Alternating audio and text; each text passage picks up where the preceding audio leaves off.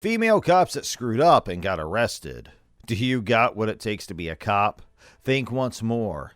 These female police officers screwed up so badly that they got arrested. From planting proof to stealing cash, these ladies broke the law in the worst way possible. Rose Valentino, a 14-year veteran of the Cincinnati Police Department, faced termination after a racial outburst captured on her body camera. Known for her appearance at the 2011 TLC Fact TV collection, Police Women of Cincinnati, Valentino's meltdown came about while on responsibility in a marked police vehicle on April 5th. She became agitated over traffic, which brought about the incident. Valentino visited the District 3 police station to document a record. However, while she arrived, she encountered a line of vehicles waiting to select college students from Western Hills University High School. You gotta move. Fucking ridiculous. Is she gonna fucking just sit there?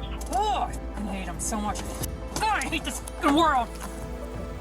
In an attempt to glean the way, she activated her lighting and siren. However, the cars did not at once move. Growing annoyed, Valentino lowered her window and verbally directed the drivers to transport. According to the file, a black male scholar on foot then gestured obscenely at Valentino, triggering her to respond with a slurred racial slur directed at the youngster.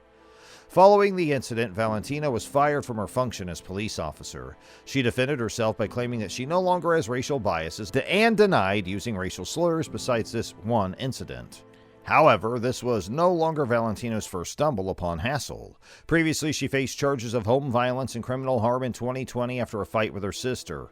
Although she pleaded now not responsible, her police powers were suspended and she or he became assigned to administrative obligations. The fee later to decreased to disorderly behavior, and she or he became sentenced to anger management instructions and years of probation.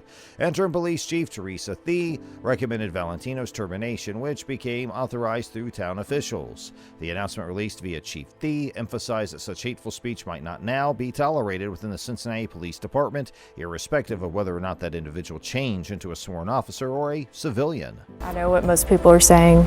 You could have said no. I get it. But my response to them is that I did say no. This story revolves around Patrol Officer Megan Hall of the Laverne Police Department, who, alongside 4 different officers, faced termination due to carrying out illicit affairs, each on and off obligation. The officials involved blanketed Juan Lugo Perez, Louis Powell, Detective Seneca Shields, and Sergeant Henry Ty McGowan. Additionally, 3 other officers, specifically Patrick McEllico, Larry Holliday, and Gavin Shaberi, had also been suspended pending research. The scandal commenced when Laverne Mayor Jason Cole acquired a tip about Officer Megan Hall having affairs with numerous fellow police officers. The subsequent research exposed shocking revelations. Magliocco admitted to having more than one sexual encounter with Hall, revealing that they were part of an open relationship between Hall and his wife in the spring of 2022. Louis Powell became implicated via Magliocco, who disclosed that Hall had shared details about their intimate encounters. Powell began with denying any involvement with Hall, claiming she had multiple companions, however later confessed while cornered by means of the investigators. Detective Seneca Shields also was able to start by denying relations with Hall, however in the end he admitted to engaging in oral intercourse together with her while on the job. The research uncovered all kinds of other sexual encounters with Hall and these fellow officers. Officer Hall was fired from her function within the department at the side of Lugo, Powell, Shields, and McGowan for violating police tactics and lying in the course of the research. Well, I think I'm going to say that I think she was a nurse. I can't even remember how he said he met her.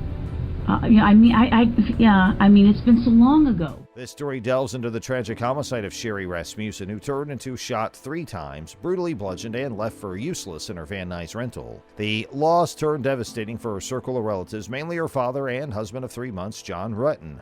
Sherry had expressed worries to her father about being stalked by LAPD officer Stephanie J. Lazarus, and they believed that her life was in danger.